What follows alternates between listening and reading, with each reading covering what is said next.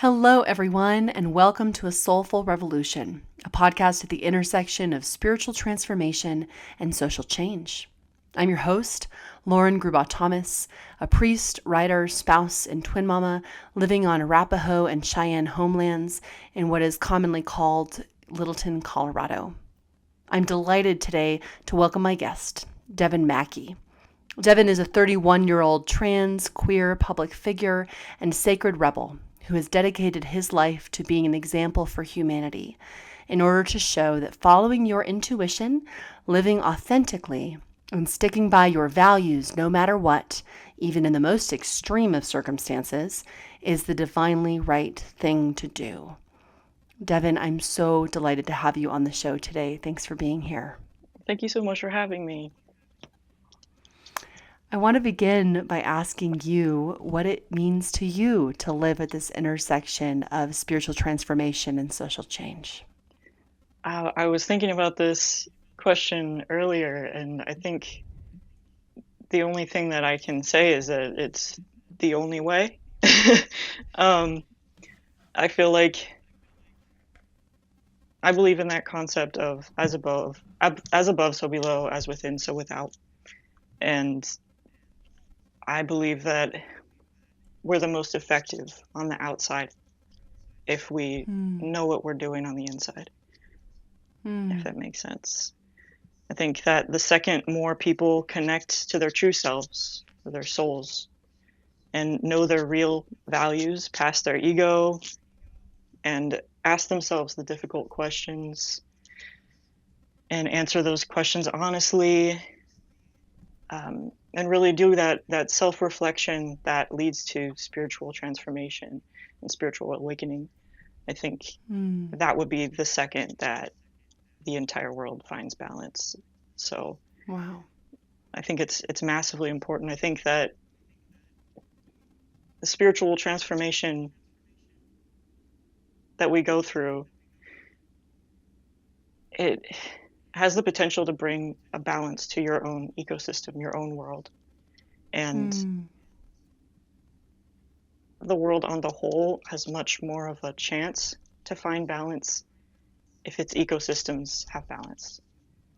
Oh, wow. That's a beautiful way to put it. Thank you. You've reminded me of Adrienne Marie Brown. I don't know if you're familiar with her work. No, I'm not. She's a Black queer activist writer who I think one of the phrases she uses to describe her work is that she's a movement doula. And so she's really considered an elder, a teacher, a mentor to many activists, many people who are in the space of contending for liberation for all people. And one of the things that she writes about in her book, Emergent Strategy, is this phenomenon of fractals, that in the natural worlds, like you were describing, as above, so below, like every smaller version of something has ripple effects at every single level. And so she uses some fun examples. The book is all eco imagery. So there's images like a small little piece of broccoli is a microcosm, is a fractal of the bigger broccoli. And a broccoli is like a tree, right? Yes. So you have all these different iterations, but it's all connected. It's all interconnected. And I hear you saying that with, like, I love that imagery of the internal ecosystem. Yeah. And the impact it has on the wider world. Yes, exactly. That sounds like an amazing. You said there was a book? Yeah, it's a book called Emergent Strategy. I'm looking that up. Yeah, it's so good. All of her work is chef's kiss. Yeah. I wonder for you in these times, Devin, what concerns are keeping you up at night? You know, realistically, I think the things that worry me are actually like if I'm doing enough, if I'm being efficient enough, if I'm being impactful enough with the things that I have to offer the world, whatever those might be. I'm not somebody who believes that the world is getting worse, I will say. I think a lot of people do, but it has been bad. It's been, I'll say, Yeah. out of balance for so long. And the That's a good way to more, put it. right, and the more you look into the histories of colonization, so many things, the more you find that, oh, it's not getting worse. It's just been like this. We just haven't had cameras. We haven't had information. Right. Um, Right. people have been, uh, we've been separated from each other. We haven't been talking about our experiences. So I'm not somebody who really stresses about the world is getting worse. I I do stress because I can see how out of balance it is from where I am, of course, and I worry that I'm not doing enough or I can't do enough. Um, and yeah, I think we're just at a time where people are connecting with their emotions, their empathy. Um, they're awakening. I think people are awakening. I am one of those people that Yeah. believes that we're coming to a spiritual awakening on the large scale. And for example, civil rights are being bravely acknowledged and recognized, and then there's a pushback. It's hurriedly taken away again. But it's not that we had those rights the whole time, or those rights we have human rights, but you know what I mean? Like those human rights Sure. were not being acknowledged or allowed. Yeah. Yeah. The It's structures and systems didn't let us express, aren't letting us express the fullness of who we are. right. Yeah. We It's not that we always had that and then they were taken away. It's that it was given to us very recently, given to us, allowed very recently, and then taken away. So I was reminded this morning that gay marriage in the United States was only acknowledged 10 years ago, and we've gotten so used to that in the Yeah. queer It's quite recent. community. Yeah, we've gotten Right. so used to it in the queer community that any backlash against it at this point, even though it's very recent, feels like taking steps back, but it's just Sure. pushback against us awakening, us. Um, anyway, I just feel like the cat's out of the bag in a lot of ways, and it can't be put back totally at this point. And I think so. It doesn't really keep me up at night that there is suffering in the world, because there has been for a long time, and Yeah. um, I just try to remember. I try to remember that I can only control what I can control, and um, that's why that bothers me. I guess keeps me up at night. Is, am I doing enough? You used the phrase earlier of your true self.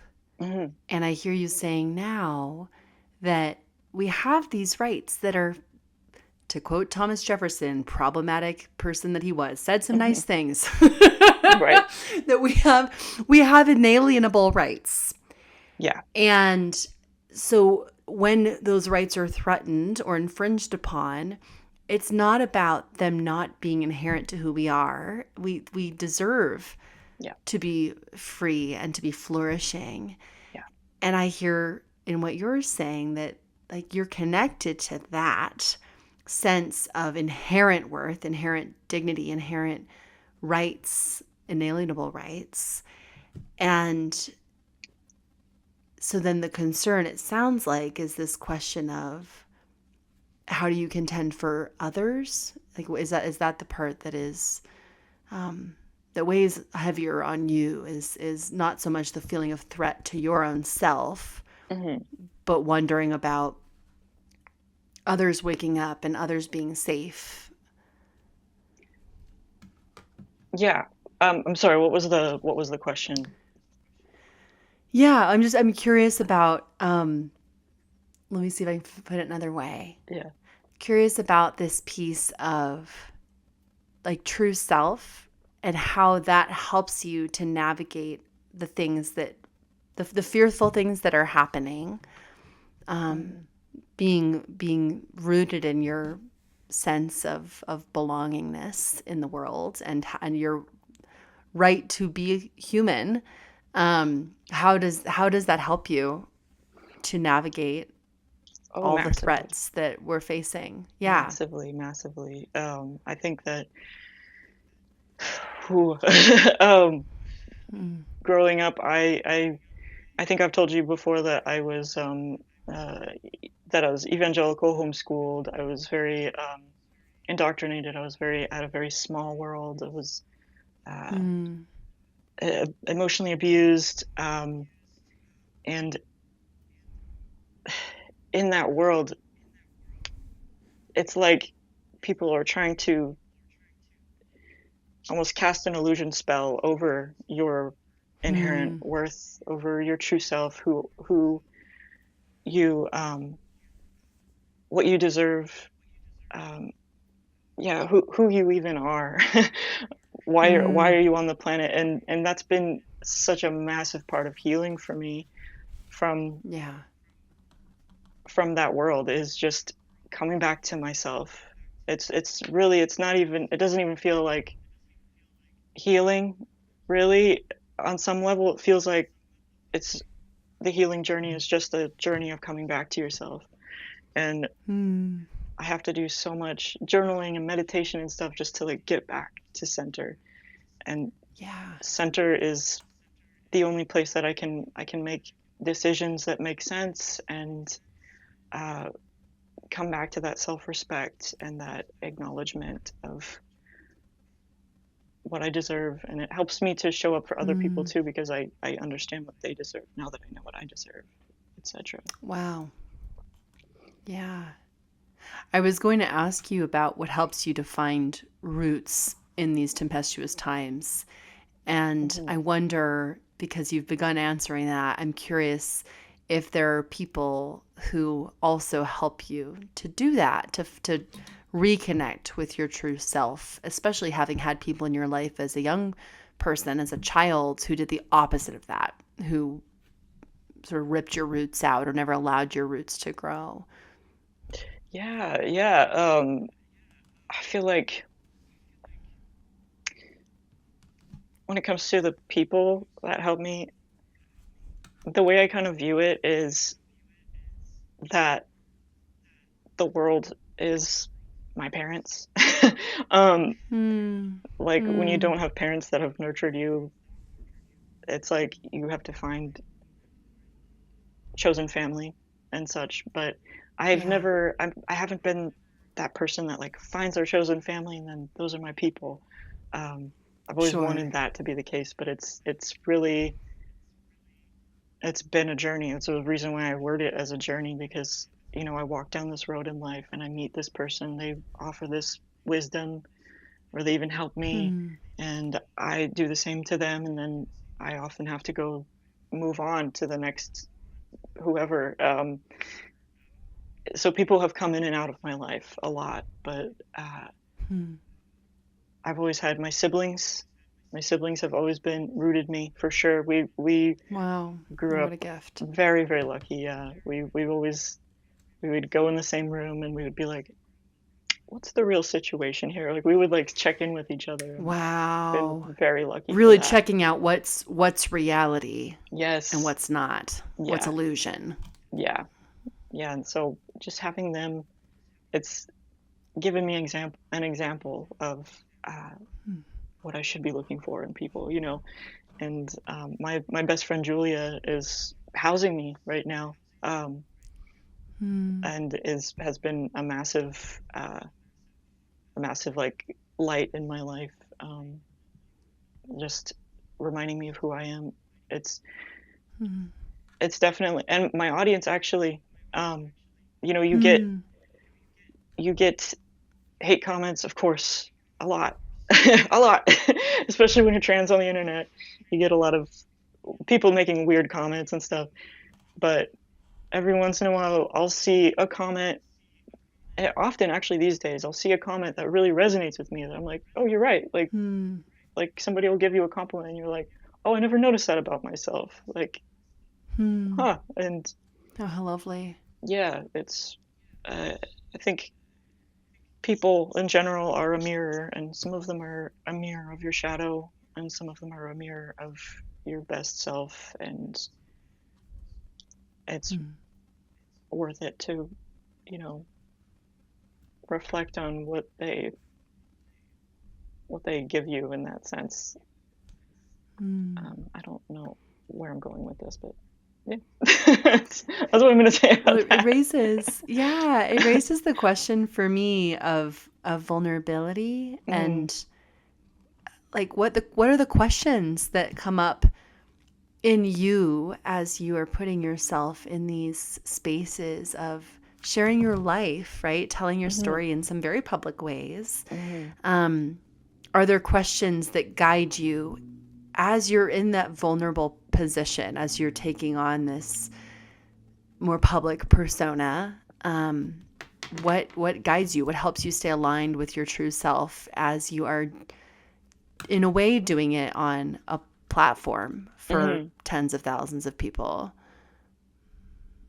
The Because there's lots of people who have illusory selves, right? yes, There's a lot of people, especially on the internet, who are there to be these strange versions of people that don't really exist. So, very real. or like they're just some facet of themselves. Yeah, they're Yes. not really bringing their true selves. And what's so impressed me about the way that you are in internet space, um, as you have been, is that it's the same as you've been in conversation with me here, like just the authenticity and the vulnerability of saying, here's what I'm wrestling with, here's what I'm figuring out, here's how I stay rooted. And yeah, give us a sense of what that takes and Mm. what are the kinds of questions that you ask yourself in order to stay on the path of authenticity and vulnerability.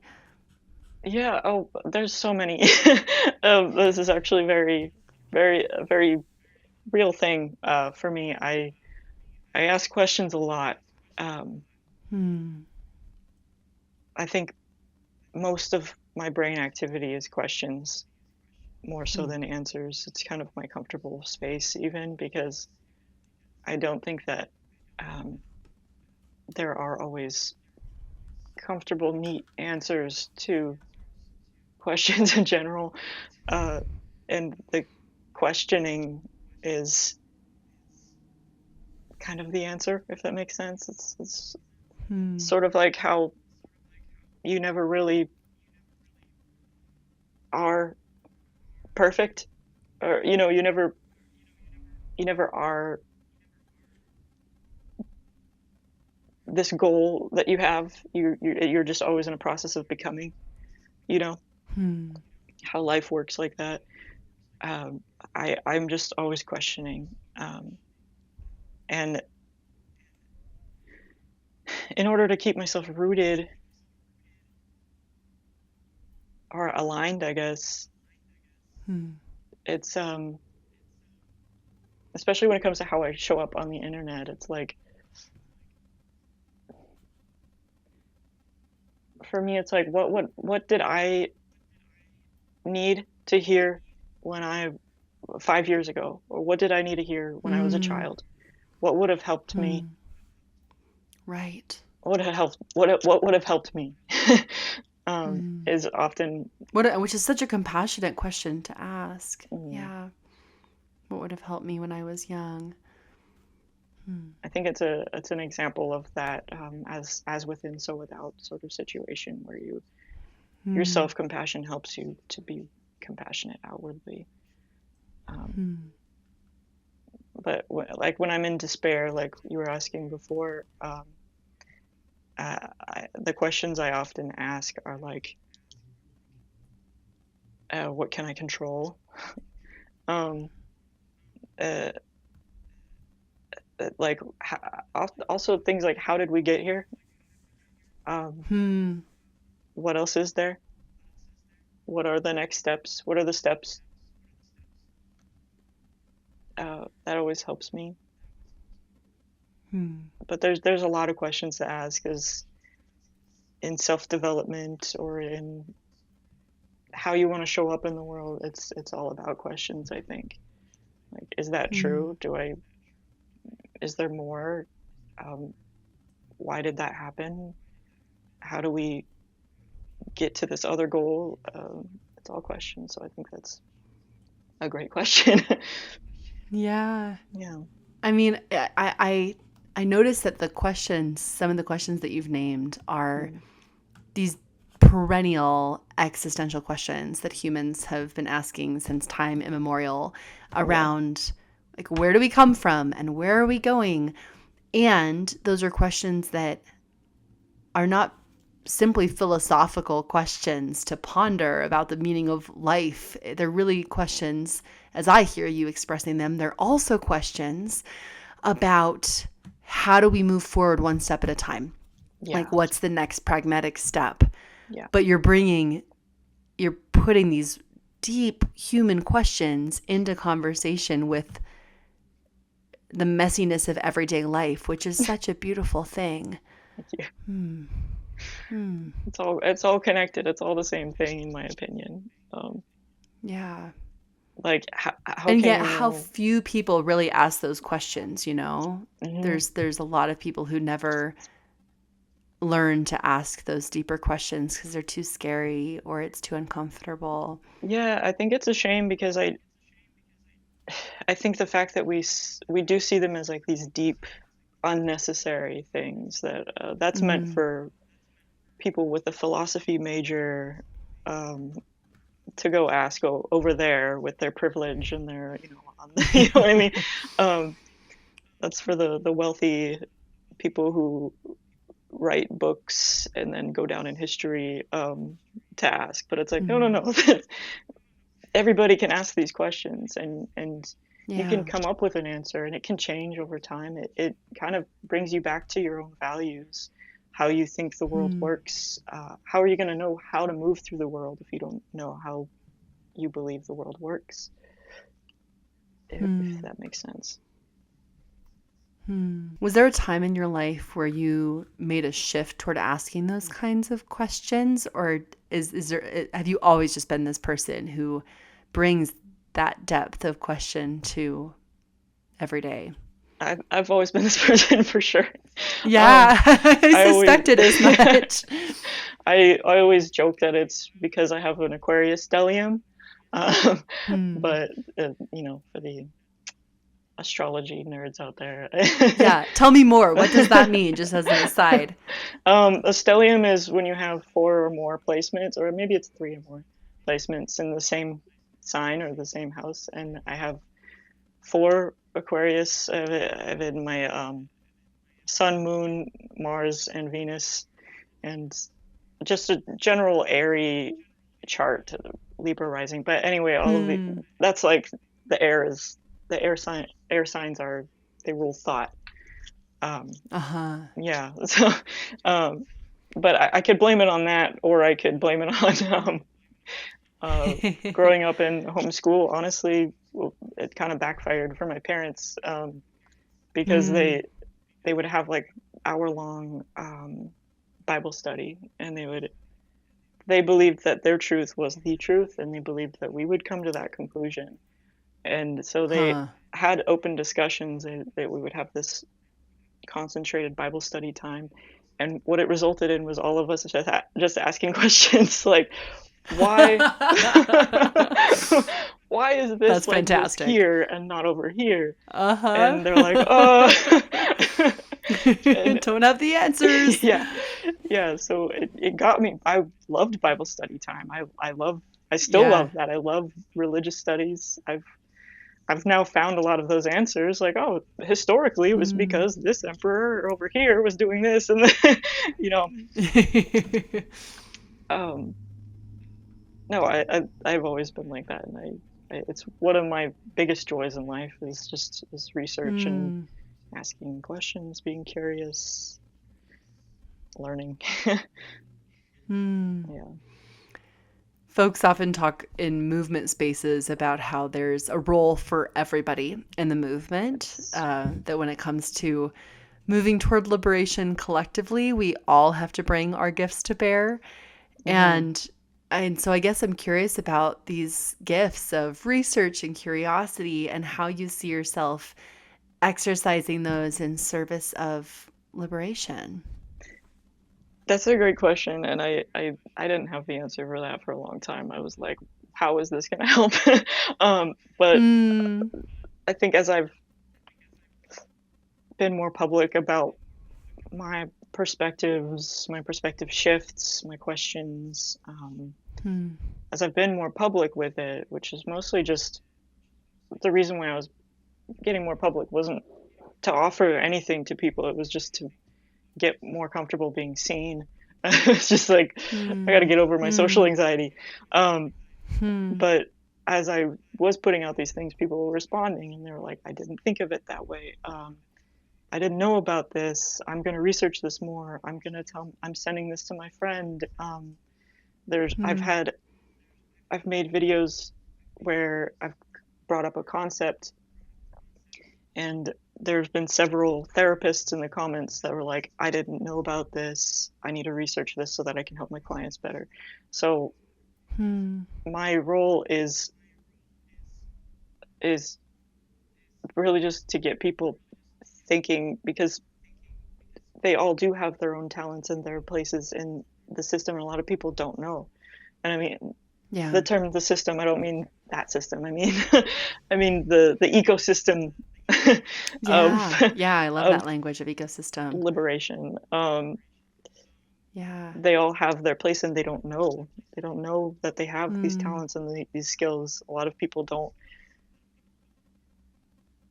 They're not asking themselves these questions. They don't know their worth. hmm, And in order for them to confidently place themselves, to learn their skills, to empower themselves into those spots, they have to first know this stuff, or ask this stuff. hmm. So my place is just to help people find their place, I guess. Wow. Wow. It brings up for me the idea of discernment, Mm, about how curiosity and rigorous questions are spiritual practice, that we're constantly, if we are wishing to align our values and our true selves with the work for a better world, then it comes down to the discernment of asking, who am I? What are yeah. my gifts? What are the needs? How can I use my gifts in service of those needs? Which again is such an intentional practice, and yet you seem to do it so naturally. Thank you. Um, and to accompany others, you're welcome. That's a real gift to be able to accompany others in that discerning work, especially when so many people feel so terribly alone. And Hmm. so it really leads me to ask about community. Yeah. And you mentioned the folks that you encounter just for a season and how they leave an impact on your life, the folks that you meet on your platform. And I am curious, what do you think of as community? What is community to you? That's a great question. I think I'm still figuring it out, honestly. Um, I mentioned that I have social anxiety. I have an easier time on a platform than person to person generally, Mhm. um, Mhm. and I'm still figuring out what community is to me. And I think it's interesting because if I do think of it philosophically, it's like humanity is a community. Like we're supposed to be. Mm. The fact that we're separate Mm. is an illusion. Where we care about each other. We want, Mm. when it comes down to it, if we would look past our, if we didn't look with blinders, um, I think we would find that in the end we do want humanity to win. You know, win sounds like hierarchical. That's not what I mean, but like to live, to thrive, to live with the rest of the world. But I don't know. It's a good question. There's certain people that you have things in common with that you just don't get along with for no reason. Just something about the energy is off. Yeah. There's people who the energy is perfect, but you have nothing in common. And it's like, is community like soul family? Is it the people, your best friends and your most trusted confidants, or is it your network in general? I think you can say all of those things are community, and it's not necessarily just the people who have identity in common with you, because that can end up just being, I don't know if tribalism is the right word, but it's the word I want to use. It can turn into us versus them, is what I want to communicate.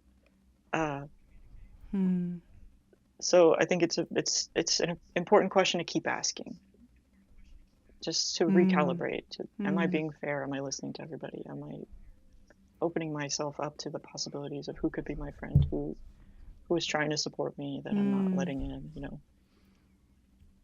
Yeah.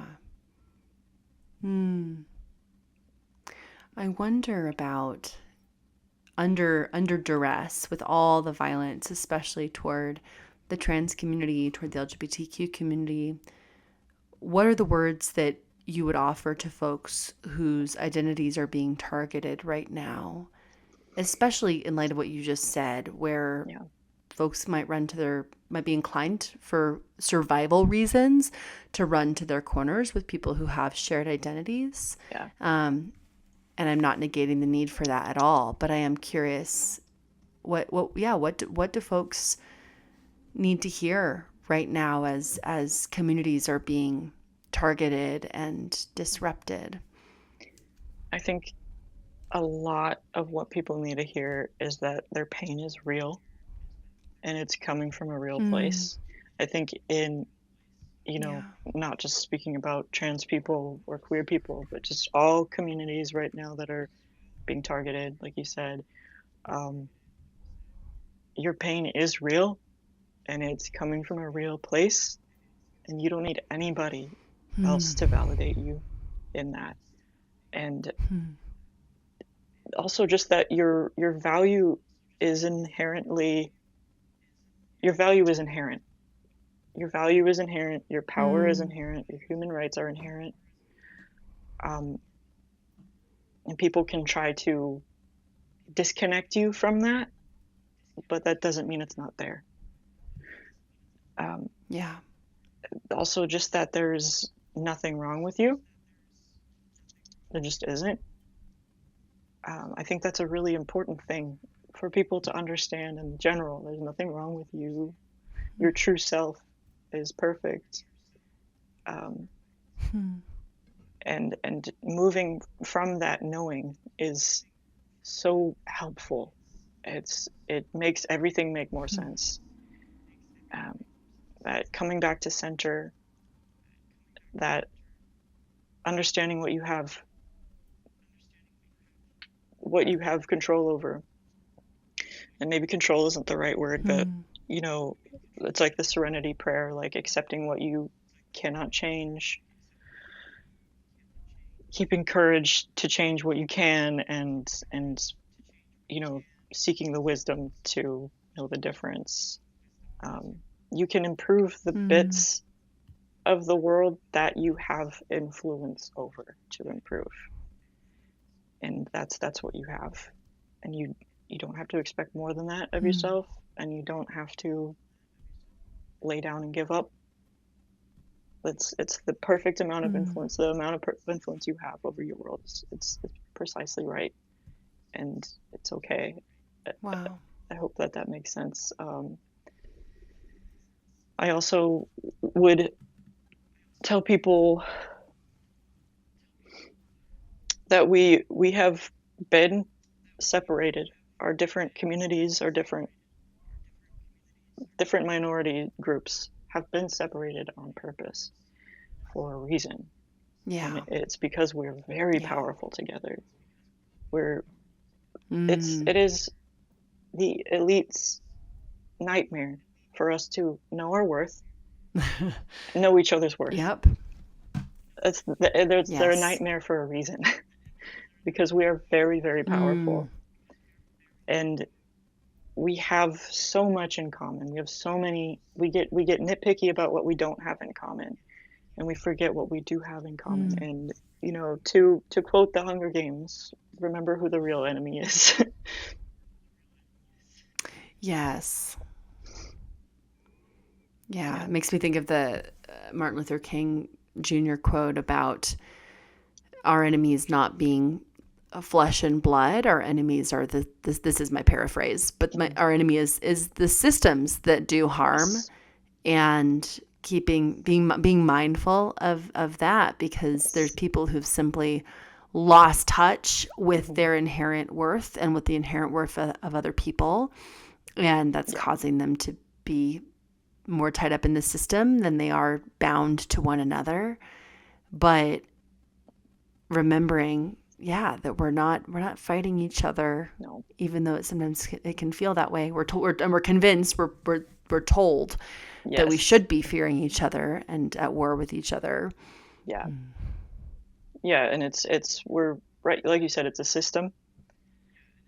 It's a system shrouded in illusion and created from fear of lack, like there not being enough for us to all be happy. Like oh no, we have to have Mm, all of this. We have to keep these people away from it. It's all illusion. mm, We we have power to we have enough, and we have the power to have enough. hmm. Well, those are really loving and empowering words that I am sure many people are really desperate and hungry to hear. I know that I need those reminders very much. So thank you for that. I wonder, for you, Devin, what does a liberated world look like? What do you imagine? That's a great question. I've been asking this myself recently too. My sister asked me the other day, because we grew up poor, so we've been trying to work on our lack mentality. I'm like, oh wait, maybe I could own a house someday, Mm. like just like ooh, um,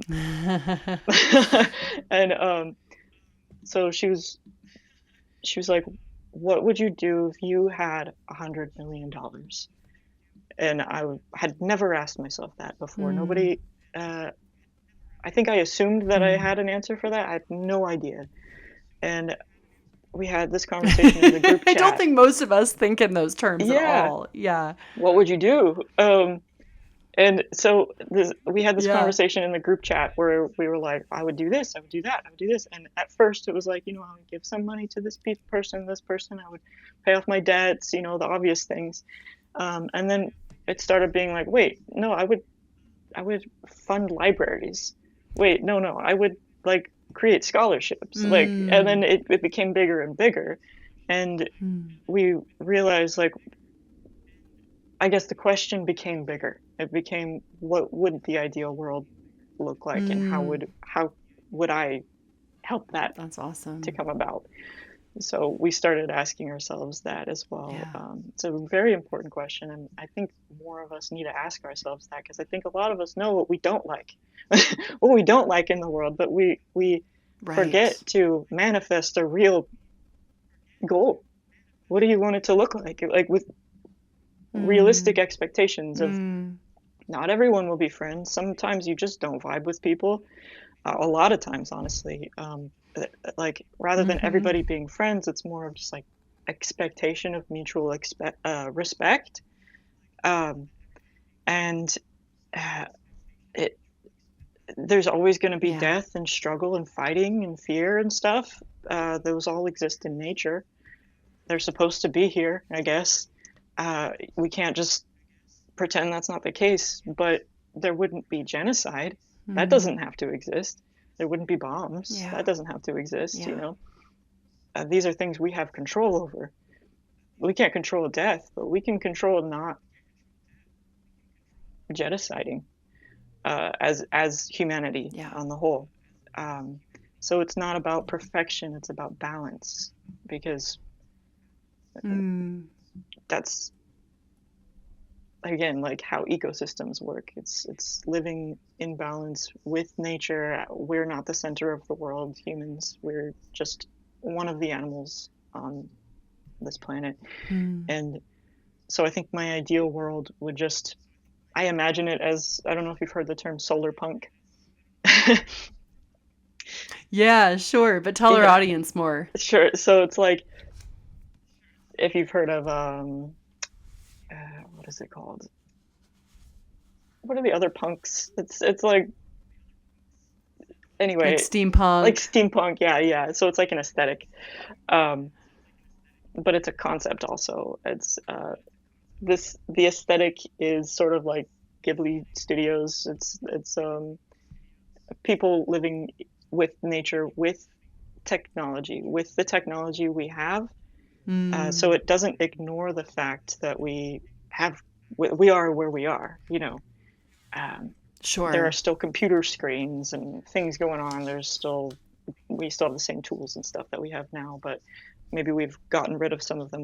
We've given up. That's not really working for us, and the aesthetic Mm. it's sort of overgrown.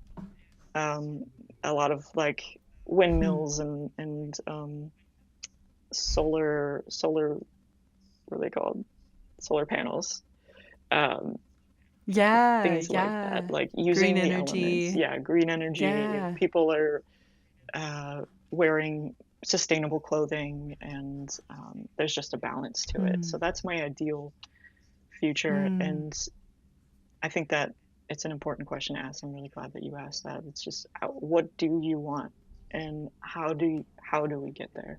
What I think Hmm. people manifest what they want in their own life, which is great. That's also important. But what do you want for the world? And what are the steps? How did we get Yeah. there? Work your way back. I think something we need to admit, like I said before, is that we have to work together.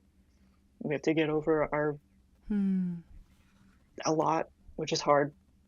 We have to face some shadows on the internal, on the external, Yeah. and um, come to balance. Hmm. Hmm. You've woven throughout this conversation Mm, the questions that are your companions on your journey mm, and the ways in which community can be in conversation and weave those questions together. And so I have this image of like people on a journey asking questions and going somewhere, and we're not totally sure of what it's going to look like, but believing it's going to be good and that we may not get there in our lifetime, but that we are mm, taking steps in that direction and the mm. baton will be passed to the next generation. And so maybe as a note to end on, a last question, I wonder about what's bringing you joy every day. What keeps you walking? Also a great question. I love your questions. um, so you mentioned we may not get there in this lifetime. I don't believe that we're gonna get to this amazing world in my lifetime that I'm manifesting. I'm not manifesting that for myself. I have my own manifestations of my own life, and I have to trust that my highest good is aligned with the highest good of humanity. And I have this manifestation for Hmm. humanity itself, and I don't think I'll see that. Um, so Hmm. I think the acceptance of that is pretty important for me in order to find joy, because Hmm. then there isn't an expectation of things being the correct way for me to for the joy to be Yeah. appropriate. You know, I'm not waiting Hmm. for me to not be subjugated, or for me to be wealthy enough, or to know the exact right people or be in the exact right place, or I'm not waiting for that in order to find joy. And it's Yeah. for me through this journey. It started with little things. That's really what helped me, noticing, listing things in my mind that are important to me, that I want to protect, that feel good. And I mean literally flowers, bugs, like that feeling, um, when you sit down to eat a really good meal and you made it look pretty. Just like relishing in those Mm. little moments, Mm. is so important to me. Mm. It's massively changed, rewired my brain, entirely. Just Wow. not just Wow. gratitude that's empty, like, oh, this is good enough, this is fine, but this like very focused gratitude that's like, yes, this is something that's good in the world. I want that to stay. I want that to flourish. I want to nurture that. So it's all in the little moments, I Mm. think. Um, and then once you start with those little moments, you start noticing more and more and more, and you start accidentally nourishing them and growing them, and Hmm. they become a bigger part of your life. And uh, yeah, it's again all about balance, finding the joy amongst the heartbreak, and finding the courage in the fear, and just knowing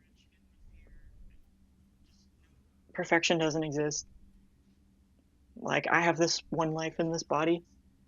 I'm gonna appreciate Hmm.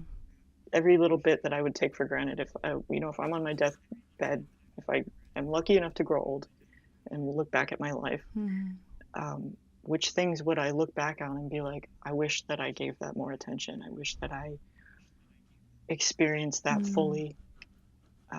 Once it's no longer with you, I want to be able to move on to the next life and say, I appreciated what I had. I did my best. Hmm. I have closure. Hmm. On to the next thing.